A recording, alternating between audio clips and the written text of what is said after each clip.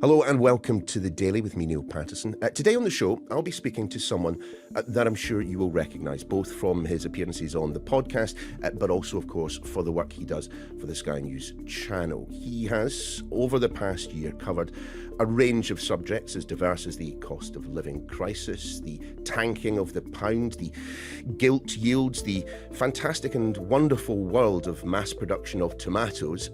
But at the same time, he has also found the opportunity to write himself a book. The book is entitled Material World, a substantial story of our past and future. And our guest is, of course, our economics and data editor, Ed Conway. Material World. Explain the conceit of this book, because you take essentially six materials and do what with them? Exactly. So obviously it's the Madonna song, Material World. That one had passed me by completely. Yeah, we're living in a material world, and yeah, this basically the idea was to kind of have a slightly bottom-up view of the world in the way it fits together. And I've chosen 6 substances. You've got sand, you've got salt, you've got oil, you've got lithium, you've got copper, you've got iron. But between those substances, it's not an exhaustive list, of course. So many of the different parts of the world that we rely on, that we touch every day, that's where they come from. And when we think about, the universe that we inhabit, some of the time we kind of think about the processes that make the phone that you might be listening to this on, or indeed the kind of the different, your earphones or whatever it is. You think a little bit about that stuff. But what about where it starts in the ground? So, a lot of people think about silicon chips. Where did that actually begin its life? What did we literally tear out of the ground, and what did we do to it in order to create a silicon chip? And you use that as an example, tell me. Yeah, because it turned out there's lots of books about semiconductors, lots of them very good, but they mostly just focus on one bit at the very end, where you already have your silicon, you're scratching, or there's something called photolithography, you're etching different transistors onto them. It's a really complex process. It's amazing. It is nanotechnology. You are literally shifting atoms in order to create these devices we are using every day, and, kind of moaning at the fact they're not loading fast enough. There's nanotechnology going on in there. There's nanotechnology going on in the devices that you're listening to this on. So that's amazing. But equally amazing, it turns out, is the fact that that's only part of the story. That's only the tip of the iceberg. But explain the utility in me, a smartphone owner, understanding all of that. Why do I need to know how the materials that produced the semiconductors in my phone actually work? I think we would have more respect for the items that we're using on a daily basis, and perhaps have a slightly less disposable society if we knew a bit more about what went into making them. By disconnecting ourselves from that process, and we have just disconnected ourselves, partly because we don't make as much of this stuff in this country in particular as we used to, partly because you need fewer people to make things, to get stuff out of the ground, to turn it into the products we need. And part of this, the point of this journey I've been on, is trying to find out for myself, what did it take to make the batteries that we're using in our electric cars? Where did that stuff come out of the ground? What did we do to it to turn it into a product? And the answer, it turns out, is so many different pieces of work. So much energy goes into converting these things. We emit so much carbon just to make stuff. And I feel like in a lot of the debate that we talk about, when people are talking about climate change, they're talking about carbon emissions, all of these things, this is quite a new prism through which to see it, because you're seeing that even simple things take a lot of energy and a lot of carbon emissions to make. And so we need to think about that as well. It is environmental concerns. It is this push to net zero. And there is an awful lot in here that I think would suggest to many people that net zero is going to be awfully, awfully difficult to get towards. It's going to be it's certainly tougher than I expected it would be, having started and, looked into this. And it is an enormous goal. And I don't think, when we signed up to it and set it into law, when Theresa May signed it into law just before she left as Prime Minister, I don't know if she, indeed the Cabinet, indeed many people out there in the general public, were aware of just quite how far-reaching this would be as a goal. It is a noble and honourable goal, but we also have to be kind of honest about the extent to which it's going to be incredibly hard. And why is it going to be hard? It's going to be hard because if you think about this world that we inhabit with all the products, whether it's smartphones, whether it's simple stuff, whether it's plastics, whether it's the house that you live in, the steel that holds it up, the copper wires that come in there, all of this stuff, is basically the bedrock of our lives, of modern civilization, because without a lot of that stuff, we're in big trouble. All of it took carbon emissions to make. All of it. All of it. There are no exceptions.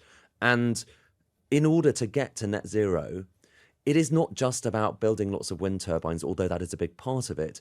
It is about going through all of these different processes that constitute, the fruit of centuries of research, of scientific endeavor, of manufacturing, and reimagining them. We have to redo the Industrial Revolution, or the various industrial revolutions that have already happened, all over again. And that is massive. It's also exciting because there's opportunities aplenty there. But it's just the scale of it, I think, isn't as, enormously understood. You've got to be pretty anti-environment to push for all the materials that you need to turn us into a net zero economy. You need more copper. You need more lithium. You need to be quite blasé about the mining, don't you? Well, and you've been there. It's this is the paradox, and this is the most uncomfortable thing. But there is no plausible route to eliminating carbon emissions while also keeping everyone in the world in the standard of living that they all expect, without having to do a lot more exploitation of the earth. And you just won't do it if you don't do that. And that's not kind of being defeatist. That's just saying, if you want batteries, you've got to get the lithium from somewhere. You've got to get the cobalt from somewhere as well, the nickel, the manganese, all the other things. If you want wind turbines, you need a lot of steel. And right now, we don't have a particularly good way of mass producing steel. We don't have a good way at all of mass producing steel without a lot of carbon emissions. You've got to, make fiberglass that goes into the wind turbine cells. Well, you've got to make the glass. And right now, what do we make glass with? We make glass with big furnaces that are mostly powered by natural gas. And there are all of these paradoxes. Net zero is doable. It's just hard. I have to admit that the environmental stuff, the climate change stuff, is absolutely fascinating to me, and it's stuff we have indeed covered on other podcasts. But what was also something of a revelation to me is when you start talking about the great game that is now taking place between the superpowers and indeed between lesser powers for control of these resources. Yeah, it's happening now, and there is one country which is particularly leading the charge, which is China. Yeah, they are aware that around the world our focus is shifting from petro-economies. When you look at the story of the 20th century, that a lot of it was defined by where the oil was. That was it, including, for that matter, and there's a long bit about this, including, in the Second World War, it was kind of a war about oil and who controlled the oil. And part of the reason Hitler struggled was, alongside tactical decisions, was that he didn't have enough oil. So China now is very conscious of that and has been pushing for access to this other suite of materials. So whereas in the past, it was very much about oil, it was very much about coal. Now, it's copper, it's lithium, it's cobalt, it's all of these materials. China is trying to take possession, trying to own a lot of these mines. It is doing a lot of the refining of the materials.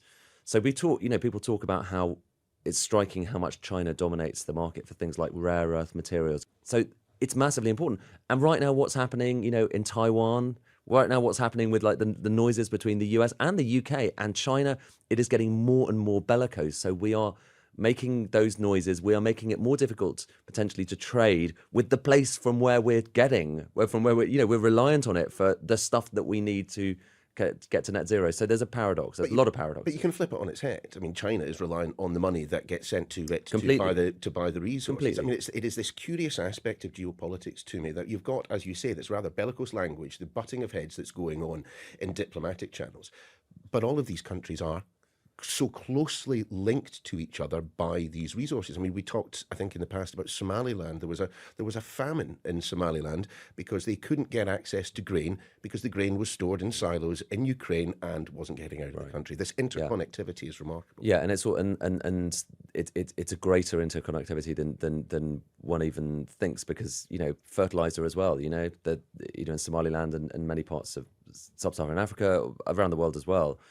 You need fertilizer, and fertilizer ultimately has to come from somewhere. And a lot of that fertilizer also comes from Russia, Ukraine, places like that. A lot of fertilizer, by the way, and this is another one of the kind of striking things I hadn't quite appreciated until I did this research, is that, half of the world population would not be here, would not be alive, were it not for the fertilizer that we make, nitrogen-based fertilizer.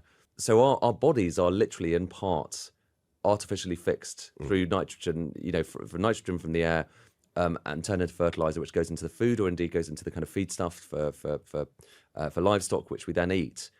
We are all literally made of this stuff. What is fertilizer made from? It's made from natural gas. We use natural gas to make the fertilizer. And so, again, we're in this knotty, awkward situation where the thing that is very unfashionable right now turns out to be pretty important for the survival of humanity. It's not just about burning it in order to turn turbines which can create power, or indeed to get your car going. It is feeding us. And that the upshot of that is that you start to see the world in a slightly different prism. It's not black and white. It's this enormous grey area. And I think, frankly, a lot of people, I hope, listening will realise that, of course, that's the way the world is. But a lot of the stuff has been presented, including, dare I say, in some of the media, as black and white. Yeah. Heroes and villains. Here are the bad guys. Here are the good guys. And it's not like that. It really isn't. And when you kind of strip all that stuff away and just look at these materials, look at the products, look at our lives, then you kind of see it's much more complicated and much more interesting than that.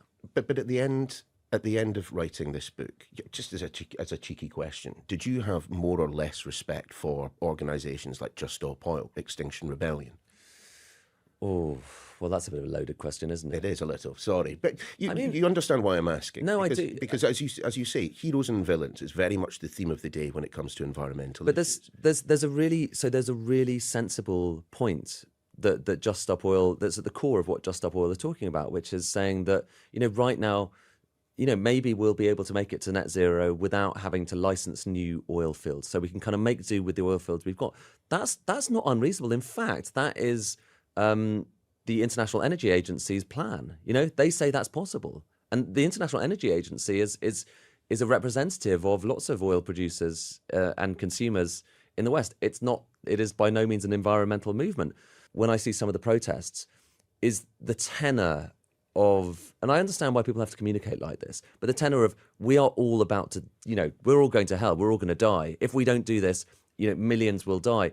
There's very little evidence for that. And there's very little evidence for utter catastrophism. There is plenty of evidence that things are not going to be great and we need to do something about it. But it's that kind of difference between saying, we need to really sort this out because it's going to be bad. And for some people, it could indeed be very bad. And you need to kind of find ways of making their lives kind of manageable, and saying, we are facing apocalyptic catastrophe, because we're not. And by the same token, we need also just to be clear-eyed about the positive sides. Sure. We can't eat without the stuff.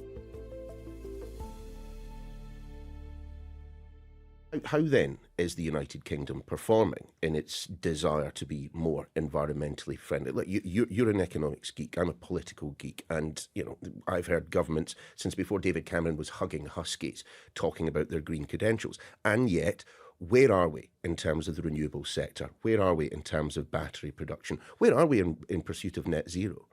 We know the answer to this, which is we're not doing very well. No. We're not doing very well in this country. And is that because we don't have the materials here to take advantage of in the way that America, kind of Central and South America, Asia have? I mean, there's a bit of that, yeah. Right now, actually, one of the most consequential things that's happened in the past kind of 10, 20 years is the fact that the US discovered how to get oil and gas out of shale rocks, because it means they have pretty cheap oil and pretty cheap gas. Whereas here in the UK, we had the North Sea. It's not exhausted by any means, but No. Its best days are now behind it. During that period, I think the critical thing is, during that period when we were benefiting from lots, from a net surplus in oil and gas production, we were actually deindustrializing our economy rather than kind of making the most of it. Our economy was becoming more reliant on things like financial services, on other kind of ancillary services, on tech. These are not by any means kind of the wrong sectors. This is not stuff that we shouldn't be doing, but we just really allowed our entire kind of industrial sector to wither away.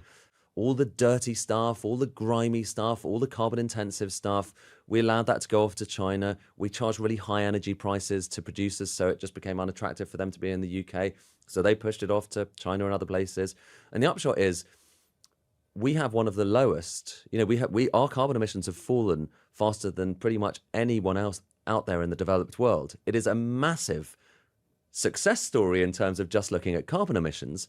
But then you look at the bigger picture of the UK economy, and we've deindustrialized lots of, when we talk about those areas of the country that have been hollowed out, when we talk about the left behind, when we talk about, levelling up and all of that stuff, these areas have been left behind, and it is really difficult. What single story would you pick out of this as the greatest revelation, the greatest eye-opener that you had in your travels? I mean, there was a moment where there's quite a lot of stuff. It's quite tricky. But there was a moment where I was kind of standing on the lip of this mine in Chile. It is the deepest man-made hole in the world. It's like it's like looking down into the Grand Canyon, except that we made this, we dug it. It's more than 100 years old. It's called Chuquicamata. And the knowledge that in order to satisfy our demand for more copper in the future, we would need not just one of these, but 3 of those mines, new Grand Canyon style mines, every year to satisfy the demand for electric cars, for wind turbines, for everything else, solar panels. And when you stare at these things, you think to yourself, there's no way we're going to do that. And that brings you to this issue. Do we realize the scale of the challenge that we're facing in the coming years, leaving aside all the, the geopolitical difficulty that we might well be facing? Do we know just how kind of serious thing we're heading for? And I think the answer is probably no, because there are too few people thinking about the world in terms of its materials, in terms of where stuff comes from, in terms of the pragmatic reality, rather than, ideological battles in Westminster and thereafter. Well, look, the book Material World, A Substantial Story of Our Past and Future is out now, Ed? Out now. And that is your lot for the Daily for today. My thanks, of course, to Ed Conway for coming into the studio. This edition was produced by Soila Aparicio. Our editor is Paul Stanway.